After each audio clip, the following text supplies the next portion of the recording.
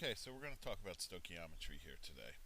Now, stoichiometry is the calculation of the relative quantities or amounts of reactants and products in a chemical reaction.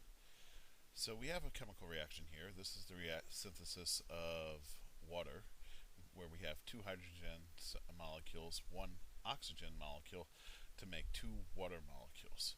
Now, we can't measure individual molecules, it's too small, but we can measure moles. So what we're going to do is we're going to change the coefficients to stand for 2 moles of hydrogen, 1 mole of oxygen, and 2 moles of water. This is known as the mole ratio, and it's held constant. Therefore, if we had 4 moles of hydrogen, we would need 2 moles of oxygen, and that would produce 4 moles of water. Likewise, if we had 6 moles of hydrogen, we would need 3 moles of oxygen, and that would produce 6 moles of water. The ratio is always 2 to 1 to 2. So what we're going to do is we're going to try a problem here using these mole ratios. Given the reaction of hydrogen with oxygen to make water, how many moles of oxygen are needed to completely react with 25 moles of hydrogen? How many moles of water are going to be produced? Okay, so what we're going to do is we're going to set up our ratio. Now remember, it's a 2 to 1 ratio for hydrogen and oxygen. So we take hydrogen, we place it over oxygen like this, and then we're going to set up our fraction 2 to 1. Okay, 2 hydrogen moles for every 1 oxygen mole. And we're going to set that equal to 25 moles of hydrogen, because that's what's given in the problem, over x. And we're going to solve for x.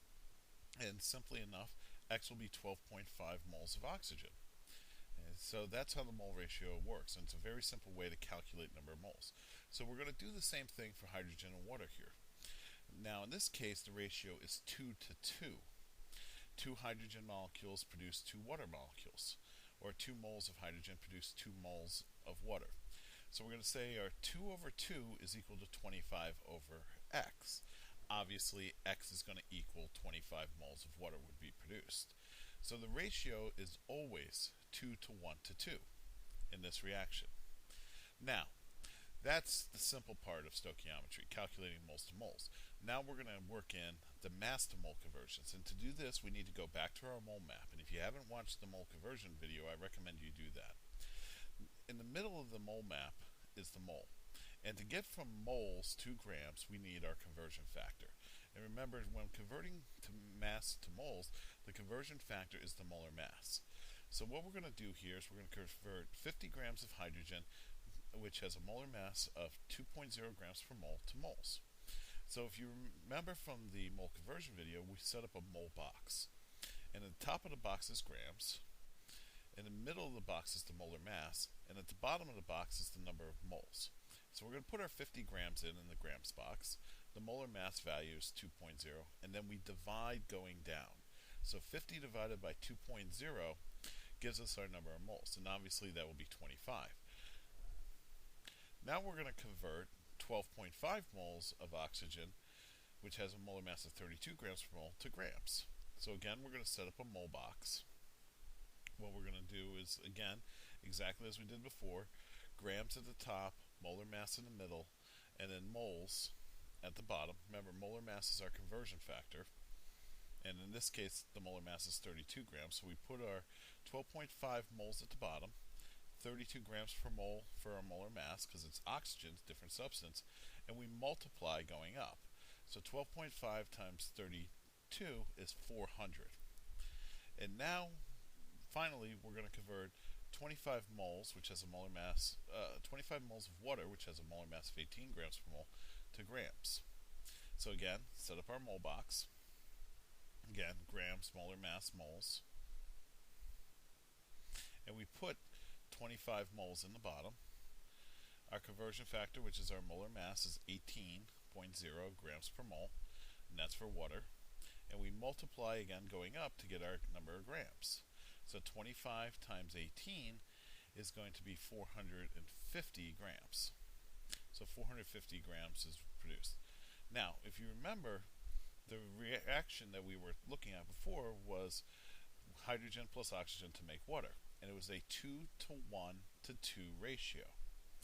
So if we look at our number of moles that we were using in these problems, well, we started with 25 moles, and we used 12.5 moles of oxygen, and when that gave us 25 moles of water.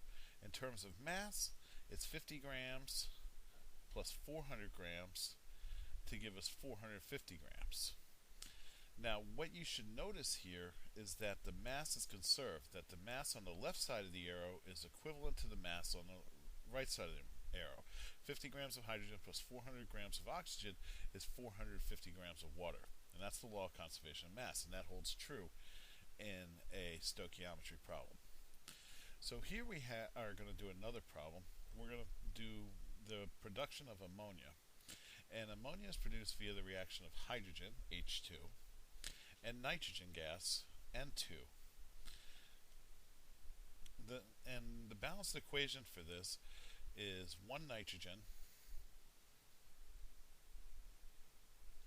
plus 3 hydrogen molecules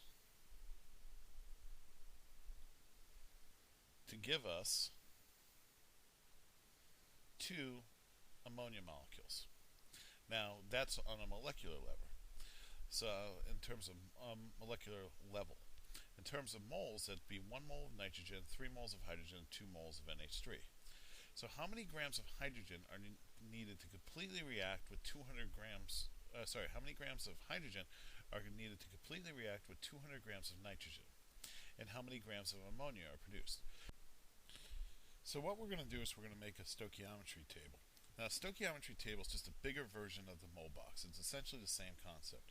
Now, instead of 3 rows, we're actually going to put in 5. And you'll see why we do that here in a second. The second row is the grams row. The third row is the molar mass row. The fourth row is the number of moles row. And then at the bottom, we're going to have ratio. The top row is set aside for the reaction. So we're going to put in nitrogen plus hydrogen, gives us NH3. You'll notice I didn't put the coefficients in. Now we're starting off with 200 grams of nitrogen. The molar mass from the periodic table of N2 would be 28 grams per mole. Likewise, for H2, it would be 2 grams per mole, and for NH3, it would be 17 grams per mole. The ratio comes from the balanced equation, 1 to 3 to 2. So if we take 200 and we divide it by 28, just like we did with the mole box, we're going to get 7.14 moles of N2. The ratio of N2 to H2 is 1 to 3. That will give us 21.42 moles, or 3 times as much, moles of hydrogen. And 21.4 times 2, when multiplying going up, will give us 42.8 grams of hydrogen. The number of moles of NH3 produced is 14.28. 14.28 times 17 grams per mole gives us 242.8 grams of NH3. So 42.8 grams of H2 will be needed, 242.8 grams of NH3 will be produced, and what you should notice is the mass is again conserved. In all basic stoichiometry problems, the mass is always conserved. So this is stoichiometry. It's all about being able to calculate the amount of products and reactants used